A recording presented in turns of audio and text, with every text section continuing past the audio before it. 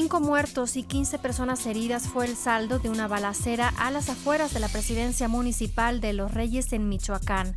Un grupo de 150 personas se manifestaba a favor de los operativos de la Policía Federal y las guardias comunitarias afuera de estas instalaciones del Palacio Municipal cuando un grupo de hombres armados arribó al lugar y detonó sus armas contra los manifestantes.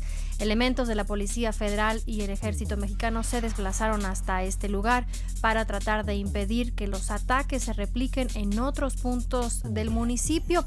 Y bueno, pues todo esto en una situación de inseguridad, no solamente esto más reciente el día de hoy, otros casos que habíamos también comentado en el municipio de Buenavista, Tomatlán. Ahí la PGR atrajo la investigación de los 9 homicidios que se habían registrado el día 18 y 19 de julio pasado. Familiares de los hoy occisos fueron llamados a declarar ante la autoridad correspondiente, según informó Plácido Torres Pineda, procurador de justicia de Michoacán. Es cuestión de las autoridades federales. Nosotros más colaboramos en el levantamiento de los cadáveres, las declaraciones de algunos familiares, pero no tienen gran conocimiento de nada. Los que están investigando eso son las autoridades federales. Y bueno, el funcionario estatal confirmó que entre las 4 personas colgadas en el puente de acceso a la ranchería del Limón de la Luna se encontraba un profesor de telesecundaria. Bueno, ahí está información en Michoacán. El presidente, en otros temas también de seguridad, el presidente municipal de Aquila en Veracruz, Jerónimo Manuel García Rosas, de 33 años, fue asesinado la madrugada de este lunes. El presunto homicida es Adán González Vega, segundo comandante de la Policía Preventiva, quien le disparó después de discutir con el alcalde.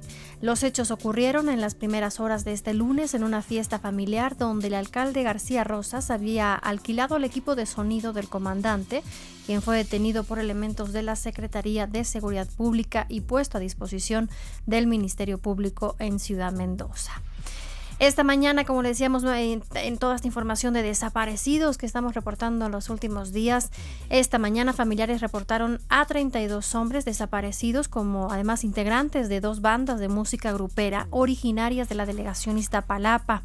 Hace unos momentos se reportó que regresó a la capital del país el camión donde supuestamente fueron trasladados el fin de semana a una fiesta patronal en el poblado de Apizaco, en Tlaxcala, pero no se ha confirmado si estas personas vienen a bordo de este camión. Familiares de los desaparecidos incluso señalaron que no se sabía nada de ellos hasta el día de ayer, cuando uno de los integrantes logró comunicarse a través de un mensaje de texto. Escuchamos a un familiar de estos desaparecidos. Los chavos agarran los celulares, pero no para el uso que es, sino para malinterpretar las cosas. Lo que sí hay que aclarar que sí estuvieron retenidos. Ajá. Porque no les querían pagar. Sí, sí estuvimos retenidos. Inclusive ahora, si no se arreglaban las cosas, sí íbamos a mandar a ver qué podíamos hacer que nos ayudara en algo como un secuestro, porque ya después de 1 hora, no sé cuánto sea un secuestro. Entonces ahí fue cuando nosotros hablamos al presidente municipal, le hablamos de un secuestro. Ya fue cuando mandó quitar la patrulla, hasta nos escoltó a salir afuera del pueblo, nos escoltó. Y bueno, pues puede ser a veces casos que ya hemos reportado a veces de bandas que son contratadas según para qué fiestas. En esta ocasión decían los familiares que iban a unas fiestas patronales en Tlaxcala, por lo que se debe entender que las autoridades municipales podían haberlos contratado, pero sin embargo se reportó que ni siquiera tenían conocimiento de que hubiesen llegado hasta ese lugar. En fin, al enterarse de la desaparición de los músicos, una comisión de familiares se dirigió incluso hasta Apizaco para intentar localizarlos. Sin embargo, les informaron que no hubo ninguna fiesta patronal y no lograron obtener información de los desaparecidos. Es el delicado tema de, quiénes contratan a ciertos grupos. Estos grupos saben a qué fiestas van, quiénes son los que los contratan, bajo qué condiciones van también. Y pues en ese camino 32 personas en esta ocasión, de los que no se sabe nada. Y el gobernador de Morelos, Graco Ramírez, respaldó la tesis de la Procuraduría de Justicia del Estado respecto a que no hay indicios de que las 7 personas desaparecidas en Huastepec en realidad hayan estado siquiera en la entidad. Asimismo, aseguró que hasta el momento no hay avances en la búsqueda de estos vacacionistas. No se ha confirmado efectivamente que haya estado en Huastepec. La menor, que es la única que nos puede dar la condición de testigo, no reconoce ninguna instancia. Ustedes saben, después oramos en un restaurante, el Deportivo Olímpico, que dicen que existe. No lo conocemos aquí en Morelos, ni el Olímpico ni el Pez Dorado. No son lugares que tengamos identificados. Y están trabajando con mucha responsabilidad. Está haciendo seguimiento de las llamadas telefónicas por parte de las tres procuradurías, con la autorización legal. Están haciendo seguimiento de dónde pueden estar, rastreando. Y los antecedentes de este grupo no son de los sabes, ellos no justifica que les pase algo a nadie. Y bueno, el gobernador aseguró que en los 11 días de investigación que lleva la Procuraduría, hasta el momento no se ha logrado establecer el domicilio al que presuntamente llegaron las tres familias, pero se continúa con ese rastreo. En otros temas, Ernesto Espinosa Loba, identificado por la Procuraduría de Justicia del Distrito Federal como socio mayoritario del Bar Heaven, promovió un nuevo amparo contra las órdenes de arraigo y aprehensión en su contra, pues alegó que se violaron sus derechos humanos. La juez primera de Distrito de Amparo en materia penal en el Distrito Federal, Sandra Leticia Robledo Magaña, admitió la demanda de garantías, por lo que analizará el caso. Espinosa Lobo fue vinculado por las autoridades capitalinas en la desaparición de 12 personas del barrio de Tepito, en los alrededores del Bar Heaven, las cuales se presumen fueron sustraídas de este antro. Y en la Gaceta Oficial del Distrito Federal se publicó este lunes el nuevo Código de Procedimientos Penales que entra en vigor el 1 de enero de 2015. Para lograr su puesta en marcha, el jefe de gobierno capitalino, Miguel Ángel Mancera, pidió a la Federación recursos por 8,000 millones de pesos. En el nuevo Código de Procedimientos Penales se podrán solucionar conflictos sin llegar a un juicio penal, las audiencias serán públicas e imperará la figura de presunción de inocencia. El Código de Procedimientos Penales para el Distrito Federal fue aprobado por la Asamblea Legislativa el 15 de julio pasado. Y el próximo jueves se definirá la situación jurídica de Miguel Ángel Treviño Morales, conocido como el Z40, cuya defensa solicitó la duplicidad del término constitucional para que se le dicte auto de formar prisión o libertad. El Z40 fue detenido el pasado 15 de julio en Nuevo Laredo, Tamaulipas, durante un operativo realizado por la Secretaría de Marina Armada de México. Y el pasado viernes fue consignado al Centro Federal de Readaptación Social número 1 del Altiplano en Almoloya de Juárez, Estado de México. En temas políticos, el Consejo General del IFE aprobó retener 25 millones de pesos al PRD en acatamiento a la sentencia de un juez a fin de liquidar un adeudo con un proveedor que el Sol Azteca arrastra desde 2007. Sin embargo, a pesar de que la propuesta del secretario ejecutivo era cobrar al PRD la cantidad en una sola exhibición, 7 de los 8 consejeros aprobaron la petición del Sol Azteca de que la retención se haga en estos 8 pagos. De esta manera, el PRD pagará mensualmente alrededor de 3 millones de pesos a partir de agosto próximo y acabaría de saldar su deuda en marzo del año que viene. El coordinador de los senadores del PRD, Luis Miguel Barbosa, acusó al PAN de ser un simple acompañante de las reformas del gobierno, pues lo anima a un cambio petrolero de línea privatizadora y sin señales de fortalecer a la paraestatal. Recordó que los intentos por privatizar Pemex fracasaron estrepitosamente, dijo, los últimos 2 sexenios panistas, porque con Vicente Fox la sociedad no apoyó las llamadas reformas estructurales, y en el gobierno de Felipe Calderón, dijo, en el Congreso aprobó ahí una reforma energética muy diferente a la que originariamente se había planteado.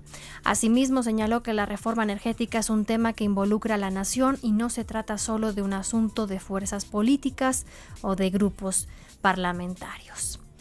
El presidente Enrique Peña Nieto encabezó el programa para la formalización del empleo 2013.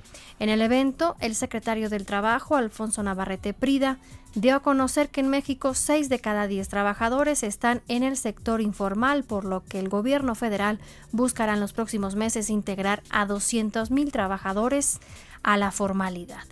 En tanto, el presidente nacional de la Confederación Patronal de la República Mexicana, Juan Pablo Castañón, dijo que una de las causas de la informalidad es que para las empresas resulta muy costoso y complejo crear nuevos empleos. Debemos preguntarnos qué incentiva la informalidad. Los empresarios creemos que en buena medida se debe a la excesiva regulación de nuestro sistema económico, a los altos costos que implica la generación del empleo formal, sobre todo para las micro y pequeñas empresas, y al nivel de impunidad que históricamente ha impedido que muchas de nuestras leyes se apliquen y se cumplan. Les aseguro que no muy lejos de aquí opera a la vista de todos algún tipo de economía informal. Por su parte, el senador Isaías González Cuevas señaló que la desigualdad social es el mayor problema de obreros y campesinos, por lo que incorporarlos a todos al sistema de salud y de seguridad social es esencial. A más tardar en febrero de 2014 deberá concluir la licitación de las 2 nuevas cadenas digitales de televisión abierta. Así lo señaló Ignacio Peralta, subsecretario de la Secretaría de Comunicaciones y Transportes. Peralta estimó que las 2 nuevas cadenas digitales serán una inversión importante que requerirá recursos por $100 millones cada una, solo para el despliegue de infraestructura, sin contar el valor de las licitaciones y contraprestaciones por el uso del espectro radioeléctrico. Asimismo, comentó que en nuestro país la inversión en telecomunicaciones está prácticamente colapsada. Por otra parte, el subsecretario dijo que tras el exitoso apagón analógico en Tijuana ya se están iniciando los procesos licitatorios y administrativos para continuar con la siguiente etapa en otras 5 ciudades fronterizas del país. En las imágenes internacionales, la presidenta de Brasil, Dilma Rousseff, recibió esta tarde al Papa Francisco en el aeropuerto de Río de Janeiro, en Brasil, donde inicia su primer viaje internacional para presidir la Jornada Mundial de la Juventud, desde el día de hoy hasta el próximo 28 de julio. Luego de su llegada, el jerarca católico abordó un sencillo vehículo de color gris en el que realizó un recorrido por la ciudad con la ventanilla abajo. Al tiempo, grupos organizados a través de las redes sociales convocaron a manifestaciones durante la visita del Papa para criticar la discriminación de la Iglesia a mujeres, lesbianas, gays, bisexuales, travestis y transexuales. En junio pasado, Brasil vivió una ola de protestas que reunió a miles de personas para exigir mejores servicios de salud y educación y para protestar contra la corrupción, entre otras reivindicaciones. Una llegada, veíamos incluso las imágenes que se nos facilitaba, quizás un poco caótica, con toda la gente obviamente queriendo acercarse al coche que trasladaba al Papa Francisco. El gobierno de Estados Unidos reiteró su petición al gobierno ruso para que deporte al analista de inteligencia Edward Snowden, acusado de revelar programas de vigilancia gubernamental. La solicitud se produce ante el anuncio del abogado ruso que ayudó al ex analista de la Agencia Nacional de Inteligencia a solicitar asilo temporal en Rusia, de que Snowden podría obtener este miércoles los documentos que le permitirían de alguna manera ya tener las credenciales necesarias para dejar el aeropuerto de Moscú, en donde ha vivido ya prácticamente en el último mes en una zona de tránsito de ese aeropuerto. El fugitivo, así como considerado por las autoridades estadounidenses, responsable de revelar una trama de espionaje masivo, considerado un traidor para ese gobierno por todas las filtraciones que dio a conocer, llegó a Rusia el pasado 23 de junio procedente de Hong Kong. Y en más información internacional, más de 80 personas muertas y 600 heridas es el saldo hasta el momento del sismo 6.6 grados en la escala de Richter que sacudió la provincia noroccidental china de Gansu. El epicentro se localizó en la ciudad de Dingxi con más de 2 millones de habitantes.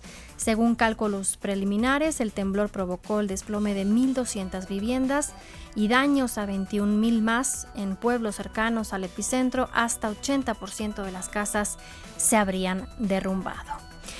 Y como le decíamos, esta nota rosa de color muy monárquica, quizás un poco lejanas para el ambiente en México, muy digamos una información que retumba más en Europa por todas las dinastías y las monarquías que ha tenido, como históricamente ha tenido ese continente. Bueno, pues el primer hijo de los duques de Cambridge, Kate, y el príncipe Guillermo, nació en el hospital de St. Mary's en Paddington, al oeste de Londres, este día, convirtiéndose en el tercero en la línea de sucesión al trono británico. El primer hijo de Kate Middleton pesó 3 kilos 800 gramos, nació a las 4 de la tarde con 24 minutos hora local. 10 horas y media después del ingreso de la duquesa de Cambridge al hospital. Se trata del mismo lugar donde tuvo a sus hijos la propia princesa Diana, madre de William y de Harry. El príncipe William estuvo presente en el parto.